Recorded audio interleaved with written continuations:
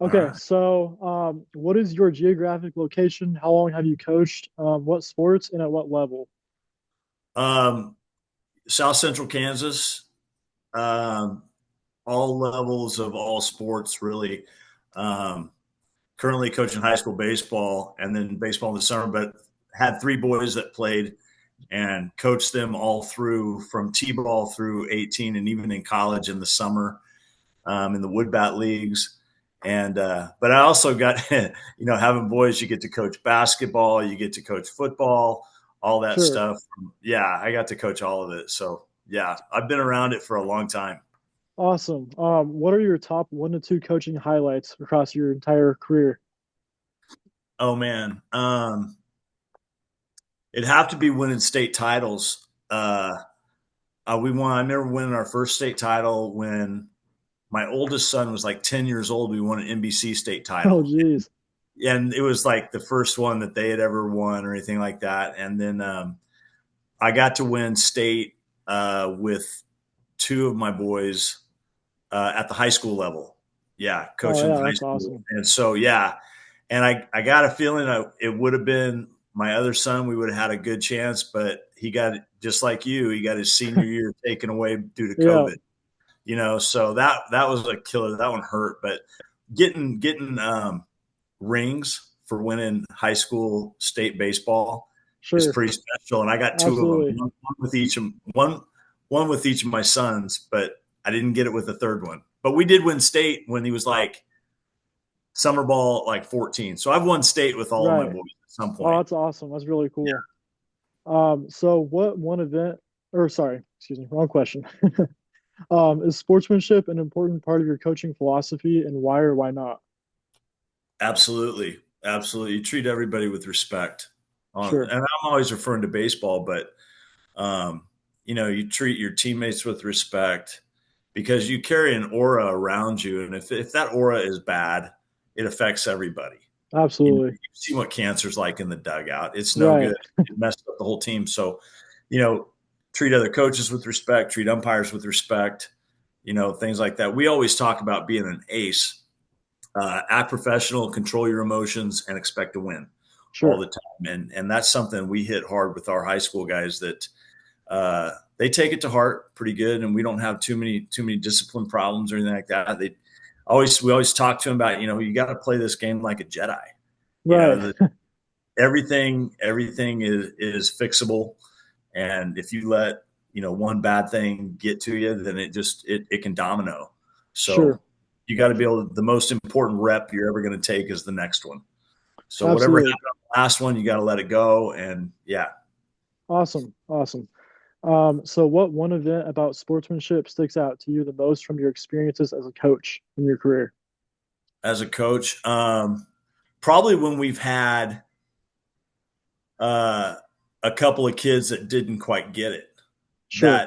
that would kind of melt down on the ball field a little bit, or I've had guys get kicked out of games and stuff like that, and we're like, you can't do it. You can't. Right. If something Right. needs to be said to an umpire, I'll say it.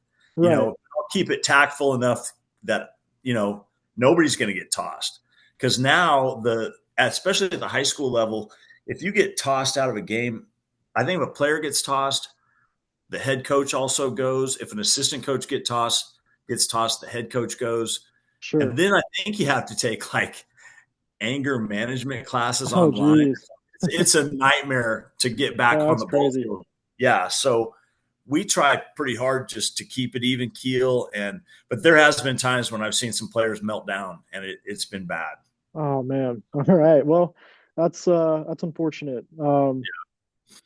Have you had issues with players where they have been reprimanded regarding unsportsmanlike conduct either during practice or competition, like outside of what you said? Can you think of any like instances specifically where that's happened? Yeah, yeah. We had, in fact, last year we had two of our stud players, probably our number one guy on the mound and our starting second baseman, got in trouble outside of baseball. They got in trouble Oh, at geez. school, and they suffered a suspension. And Oh, this was to me, it was actually kind of funny, um, but it got recorded, and oh it got no. in a bathroom at school. Oh, One of them had lost a bet, and he had to pay back a debt, and sure. they decided they were going to do some stupid prank to pay it back, and it got recorded, and then the recording of it, the video got sent around, and it made Oh it to the front man. office, and they got suspended from school, and then we didn't have a choice. We had to suspend them for like the first 3 games of the season. Oh geez, that It was hard sucks. because it was two impact guys on our Sure. team. Both went on to play college baseball. Right. Yeah, Yeah, that's tough.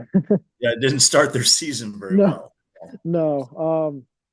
So have you dealt with unsportsmanlike issues on your team? Well, I guess you just answered that. So you just go ahead and skip the next one. Are you familiar with the term gamesmanship? You know what that means? Oh yeah, oh yeah. So I yeah, saw it okay, when especially when it comes to baseball. If sure. something happens on the ball field, don't miss it. Right, Right. So, I mean, and as far as like the gamesmanship in the game, especially baseball, and they do it in football as well, but stealing signs and right. stuff like that is as old as the game is. It's been around. So, Absolutely. if coaches are out there, say they're sitting on a bucket outside of the dugout and they're giving signs to the catcher, well, we're going to get them.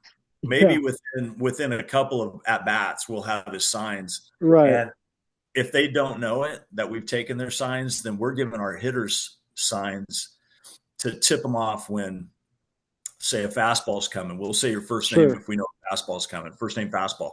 And when you know a fastball's coming, you can barrel that up pretty good. Right, So yeah, if so, you want to be as stealthy as you can with your signs because somebody's always watching. And sure. sometimes, you can tell like a third base coach if he's whipping through his signs really quick, something's probably on, or I coach first base an awful lot. I can see sometimes the catcher giving the pitcher the signs, stuff like that. Right. Now they're getting away from that a little bit because they're going to the earpieces and stuff, thanks to the Houston Astros. I mean, Yeah, what they did was horrible because they were actually right. watching video of the catcher putting down the sign, and then they're beating on the trash can Sure. to tip off for a fastball, and that was pretty low. And Right. there's other ways to do it. I mean, if you're good enough at it, you can pick up a sign here and there, things like that. But yeah, that's part of the game. Part of the Yeah, game. yep. I agree. So you just answered next question too, so that's kind of nice.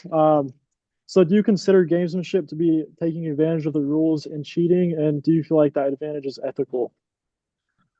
I don't think if the rules are what they are and you're abiding by the rules, I think you're okay. And you could bend them a little bit. Like it's not really ethical for me coaching first base if a catcher's got his he's in his squat and he's too wide and I can see his fingers. Sure. As long as I'm staying in my coach's box and I'm not like over by first base looking at him, stuff like that. I think I think I'm okay. I mean, he's not smart enough to cover it up. Right. Then yeah, if they're dumb enough to leave it hanging out there, then somebody's gonna be smart enough to pick it up. Right. Yep. That's Just kind part of of the the, game of yeah. baseball. It's all about stealthy, you know, 007 James Bond stuff, Right. man. You don't want anybody to pick up your signs. So Absolutely. if Yeah. you're not careful about it, then yeah, somebody will pick them up.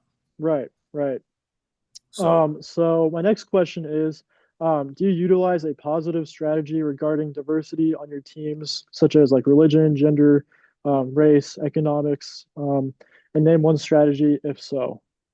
that's the beautiful thing about baseball is you've got a lot of different ethnicities that come together. I mean, if you look at Right. a big league roster, you've got white, black, Asian, Dominican, whatever on a team, and Sure. everybody is there for one goal, and that's to win, and that's Right. it. And as long as everybody, hi honey, as long as everybody knows that, then regardless of anybody's skin color or something like that, or what their Sure. beliefs are, it's baseball 100%. It's we're there to win. So Absolutely. it's kind of Awesome. cool because you can see a bunch of guys come together Right. where maybe they don't hang around each other outside of practice, something like that. But in practice, they might become brothers. Sure. You know, yeah. Yeah. Yeah. Very cool. So, That being said, have you had to deal with any diversity issues with your team members, such as players not accepting teammates due to gender identification, socioeconomic status, religion, or racial background?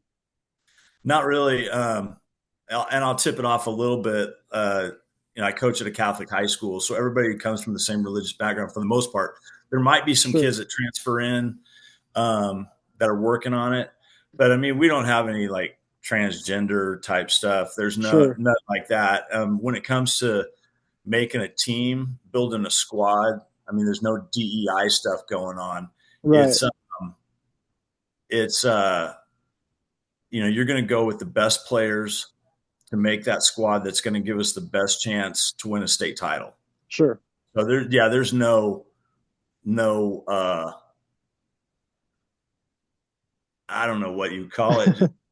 It's we're not just filling a roster with different things to check boxes. We're right. filling a roster with players. Yep, It doesn't matter what parish they come from or what church they went to or what absolutely. if they can play, they're going to be on the team.